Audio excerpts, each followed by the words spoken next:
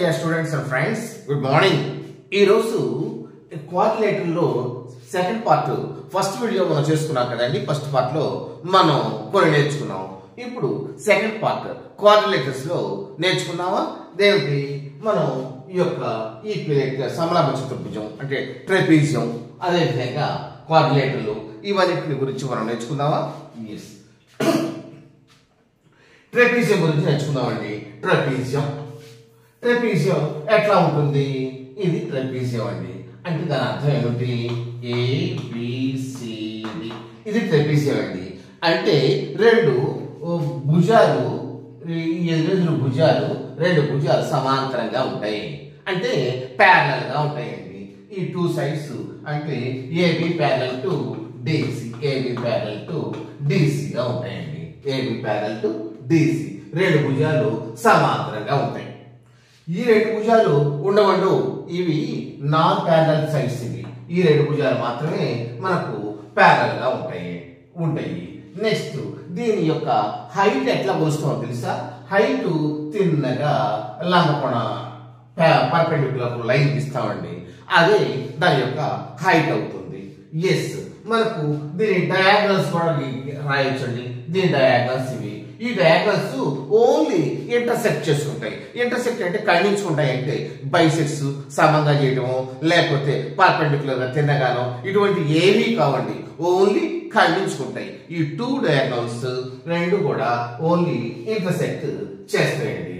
ఇప్పుడు మనం దీని యొక్క పెరిమీటర్ కనుక్కుందామండి. పెరిమీటర్ అంటే పి కదా, పెరిమీటర్ కి గుర్తు పి లెటర్ యూజ్ చేస్తాం కదా.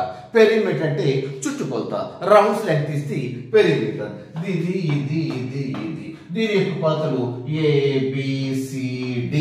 ఇది A మీటర్స్, ఇది B మీటర్స్, ఇది C మీటర్స్, ఇది D మీటర్ అనుకుంటే ఈ నాలుగిటిని ఈ రౌండ్ లెంగ్త్ కావాలి కదండి. A plus B plus C plus D, ఈ నాలుగిటిని కూడితేనే వచ్చేది perimeter.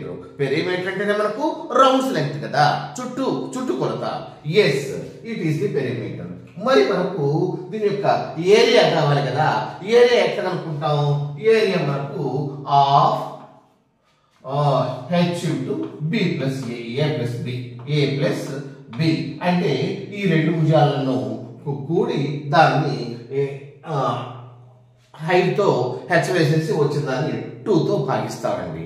Of what is the half H into A plus B, half H into A plus B. దీని యొక్క ఏరియాకి మెజర్మెంట్స్. నెక్స్ట్ మనం ఇంకా ఏంటండి, ఈ పెరిమీటర్ లో ఈ రెండు ఈ పక్క భుజాలు అంటే కాన్స్టిట్యూటివ్ యాంగిల్స్ ఉంటాయి చూడండి. ఆ రెండు యాంగిల్స్ కూడా మీరు ఏమనుకుంటారు? 180 అనుకుంటారేమో.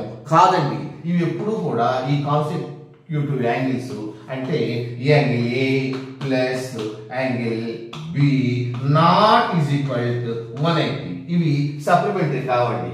మరి ఏవేవి సప్లిమెంటరీ యాంగిల్స్? ఇవండి A plus B. Angle A plus angle B is equal to 180 degrees. అదే విధంగా angle B plus angle C is equal to 180 degrees.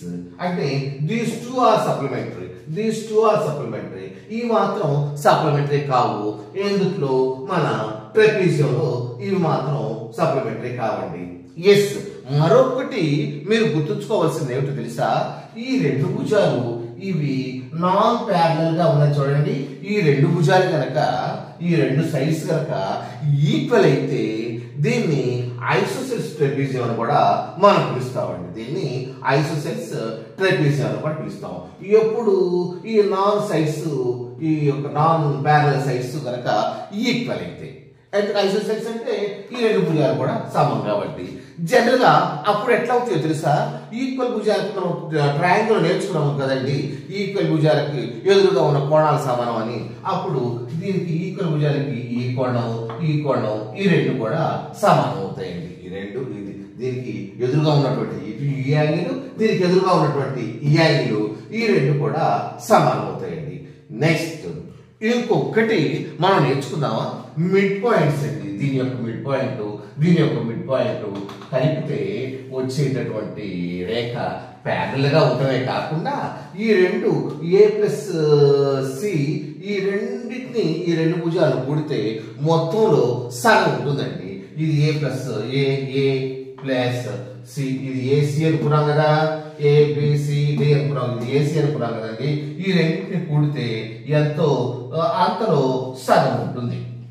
ఏది ఈ యొక్క మిడ్ పాయింట్స్ ని కలిపినటువంటి ఈ ప్యారల్ లైన్. ఇప్పుడు మనం ట్రెపీజియం గురించి నేర్చుకున్నాం కదా. ట్రెపీజియాన్ని మనం తెలుగులో సమలంబ చతుర్భుజం అని కూడా అంటాం. ఇది ఒక క్వాడ్రిలేటర్ లో ఒక type, one of the types అన్నమాట. అయితే ఇది ఎలా ఉంటుంది? రెండు భుజాలు ప్యారలల్ గా ఉంటాయి, అంటే సమాంతరంగా ఉంటాయి. ఇది ఈ భుజము ఈ భుజము ఎదురెదురు భుజము ఓన్లీ ఒక జత భుజాలే సమాంతరంగా ఉంటాయి. ఇక రెండో జత ఉన్నాయి చూడండి, ఇవి సమాంతరంగా ఉండవు, నాన్ ప్యారలల్. ఎస్. అయితే దీని హైట్ ఎట్లా? ఈ రెండింటి మధ్య సమాంతరంగా ఉన్నటువంటి భుజాల మధ్య ప్యారలల్ లైన్స్ మధ్య ఉన్నటువంటి పర్పెండిక్యులర్ లైనే దీని యొక్క హైట్ అవుతుంది. ఇది హైట్ అవుతుంది. ఎస్.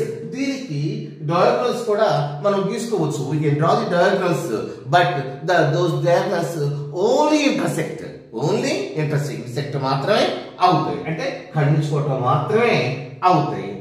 ఎస్. ఇంకా నేర్చుకున్నాం the area of the trapezium of H into A plus B, yes. Perimeter కనుక్కోవాలంటే అంటే రౌండ్స్ లెంగ్త్, అంటే చుట్టూ ఉన్నటువంటి భుజాల యొక్క కొలతలు కూడితేనే పెరిమీటర్ వస్తుంది. ఇది P = A plus B plus A plus B plus C plus D. ఇట్లా వరుసగా రాసుకోవచ్చు. A ప్లస్ B ప్లస్ ఇక్కడ C ఉంది కదా, C ప్లస్ D అట్లా వరుసగా రాసుకున్నా కూడా ఎస్. ఈ నాలుగు యొక్క కొలతలే ఇవి అవుతాయండి. Yes. It is the midpoint. Midpoint తీసుకొస్తే మిడ్ పాయింట్ దగ్గర అనుకోండి వచ్చేది అగైన్ ఆ యొక్క లైన్ కూడా, ఆ యొక్క రేఖాఖండం కూడా అది ప్యారల్ గా ఉంటుంది, ఏబి కానీ డిసి కానీ. బట్ దాని యొక్క మెజర్మెంట్స్ ఎట్లా ఉంటుందంటే దీన్ని కూడితే ఏ ప్లస్ సి కూడితే ఎంత లెంగ్త్ వస్తుందో దాంట్లో కరెక్ట్ గా సగం ఉంటుందండి. అది ఇప్పుడు మనం ఈ క్వాడ్రిలేటర్ల గురించి ఈ ట్రెపీజియం గురించి మనం నేర్చుకునేవన్నీ కూడా ఇవి.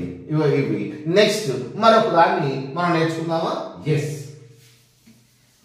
ఇప్పుడు మనం ఏం నేర్చుకుందామంటే క్వాడ్రిలేటర్ గురించి నేర్చుకుందామండి. ఇవన్నీ కూడా క్వాడ్రిలేటర్స్, కాకపోతే టైప్. అసలు క్వాడ్రిలేటర్ వచ్చింది చూడండి. క్వాడ్రిలేటర్ అంటే మనకు తెలుసు కదా, క్వాడ్రో అనుకున్నాం అనుకోండి. QUA క్వాడ్రో అంటే ఏంటి? 4 అని అర్థం అండి. లాటస్ అంటే LATUS, లాటస్ అంటే సైజ్ అనేది 4 సైడ్స్ కలిగినటువంటి దాన్ని క్వాడ్రిలేటర్లు అంటాం. ఇక ఎట్లయినా ఉండొచ్చండి, 4 సైడ్స్ ఈక్వల్ గా ఉండాలనేటువంటి మనకి ఇదే లేదు. ABCD ఇట్ ఈస్ క్వాడ్రిలేటర్ అండి. ఇది ఒక దీనికి ప్యారలల్ గా ఉండాలని, 4 సైడ్స్ ఈక్వల్ గా ఉండాలని, అన్ఈక్వల్ గానే ఉంటాయి. దాని యొక్క క్యారెక్టర్ అంటే 4 సైడ్స్ కూడా అన్ఈక్వల్ గానే ఉంటాయండి. దీని యొక్క క్యారెక్టరే అది. Yes. It is the quadrilateral. దీని లెంగ్త్స్ ఇది ABCD మీటర్స్ సెంటీమీటర్స్ అనుకుందాం. దీని లెంగ్త్స్ కూడా. ఎస్. ఇప్పుడు దీనికి ఒక డయాగ్నల్ గీద్దామండి. దీనికి డయాగ్నల్ AC ఇది డయాగ్నల్. ఈ డయాగ్నల్ ని మనం ఎట్లా ఇప్పుడు దీని యొక్క పెరిమీటర్ హైట్ మనం కనుక్కోవాల్సి ఉంది. పెరిమీటర్ అంటే మీకు తెలుసు కదా, రౌండ్ లెంగ్త్. దీనికి రౌండ్ లెంగ్త్ కావాలంటే 4 వేరు కాబట్టి 4ని కూడుకోవడమే. ఎస్. ఇది AB A metres plus BC B metres plus DC C metres plus AD D metres. ఈ 4 యొక్క పొడవును కూడుకుంటేనే వచ్చేది rounds length. That is the rounds length, that is the perimeter. Yes. Next మనం ఇప్పుడు ఏరియా కనుక్కోవాలి కదండి. అసలు ఏరియా ఎట్లా కనుక్కుంటాం? ఏరియా దీన్ని మనం డయాగ్నల్ రాసాం కదా. ఈ డయాగ్నల్ మీద నుండి ఎదురు శీర్షకి లంబంగా గీసామనుకోండి, అవి హైట్స్ అవుతాయండి. ఎస్. ఇవి హైట్స్ అండి. ఏంటంటే మన యొక్క డయాగ్నల్ దగ్గర నుండి ఎదుటి కోణం ఉంటుంది చూడండి, లేకపోతే ఎదుటి వర్టిసెస్ ఉంటుంది చూడండి, దానికి లంబంగా గీయాలండి. అంటే perpendicularly we have to draw a line perpendicular to the opposite vertices. If we draw like that, that is the height. Here two heights will be. ఇక్కడ మన quadrilateral lattice కి two heights ఉంటాయండి. Yes, ఇది h1 అనుకుంటే ఇది h2. ఇప్పుడు దీని యొక్క మనం ఇది ఏరియా కనుక్కోవాలి కదా.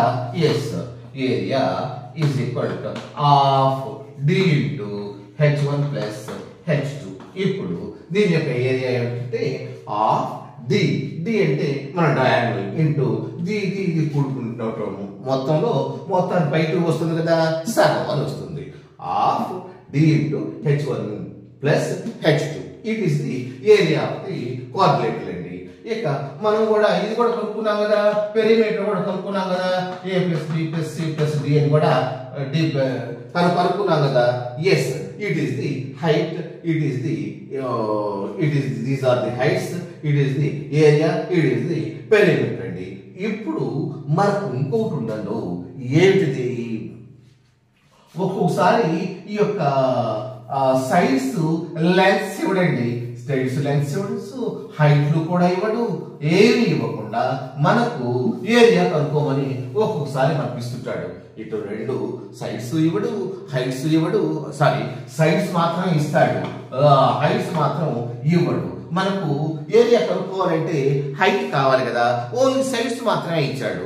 ఇప్పుడు మనం ఏరియా ఎట్లా కనుక్కుంటాం, మనకు ట్రయాంగిల్ లో హెరాన్స్ ఫార్ములా ఒకటి మనకు గుర్తొచ్చింది కదా. ఎస్, ఇప్పుడు ఏం అనుకుంటాం అంటే ముందు పెరిమీటర్ అనుకుంటాం.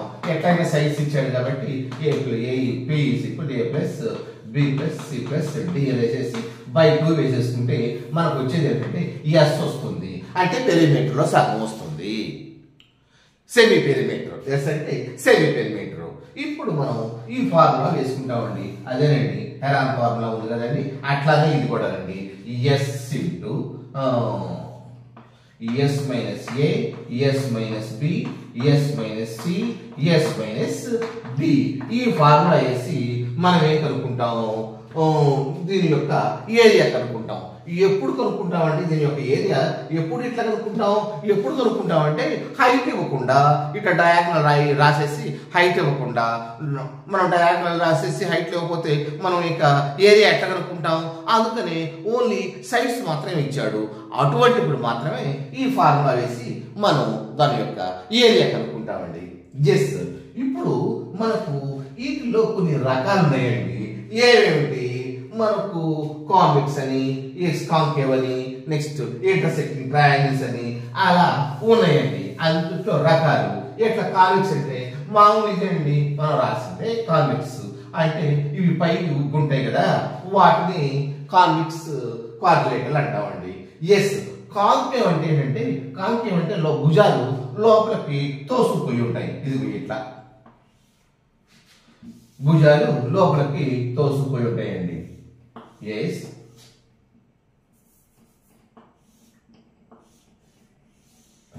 దీన్ని కాంకేవ్ ట్రయాంగిల్ అంటామండి. సారీ, కాంకేవ్ క్వాడ్రిలేటరల్ ఉంటుంది, ట్రయాంగిల్ లాగా ఆకారం ఉంది కదా, కానీ 4 సైడ్స్ ఉన్నాయి చూడండి. 1 2 ABCD 4 సైడ్స్ ఉన్నాయి కదా, 1 2 3 4 4 సైడ్స్ ఉన్నాయి కాబట్టి మరి ఏ ఆకారంలో ఉన్నా కూడా 4 లైన్ సెగ్మెంట్స్ తో ఉంది కాబట్టి క్వాడ్రిలేటరల్ కదా. మరి ఇలా ఉంటేనేమో కాంకేవ్ క్వాడ్రిలేటరల్ అంటాం, ఇట్లా ఉంటేనేమో కాన్వెక్స్ క్వాడ్రిలేటరల్ అంటాం. కొన్ని క్వాడ్రిలేటరల్స్ ఇట్లా కూడా ఉంటాయండి, ఇవి కూడా అంతే కదా, ABCD 1 ఇట్లా కూడా ఉంటాయండి. ఈ విధంగా కూడా కొన్ని క్వాడ్రిలేటర్స్ ఉంటాయండి. వీటిని ఏమంటామంటే ఇంటర్సెక్టింగ్ క్వాడ్రిలేటర్స్ అంటామండి. అంటే ఇది మొత్తం ఒక భుజం, ఇది మొత్తం ఒక భుజం, ఇది ఒక భుజం, ఇది ఒక భుజం, కానీ ఇట్లా ట్రయాంగిల్స్ గా కనపడుతున్నాయి, కానీ ఇది కూడా క్వాడ్రిలేటర్లే. దీన్ని ఇంటర్సెక్టింగ్ క్వాడ్రిలేటర్లు అంటామండి. ఇప్పుడు క్వాడ్రిలేటర్లో కూడా మనం టైప్స్ నేర్చుకున్నాం కదా, ఏమో క్వాడ్రిలేటర్లు, దీన్ని మామూలు క్వాడ్రిలేటర్లేమో కాంకేవ్ అంటాం, ఇట్లా ఉంటేనేమో కాన్వెక్స్ అంటాం, ఇట్లా ఉంటేనేమో ఇంటర్సెక్టింగ్ క్వాడ్రిలేటర్స్ అంటామండి. మనం క్వాడ్రిలేటర్స్ గురించి వివరంగా నేర్చుకున్నాం కదా, ఇక్కడ ట్రెపెజియం క్వాడ్రిలేటర్ల గురించి నేర్చుకున్నాము. మీకు అర్థమైతే లైక్ చేయండి, షేర్ చేయండి, సబ్స్క్రైబ్ చేసుకోండి. Thank you.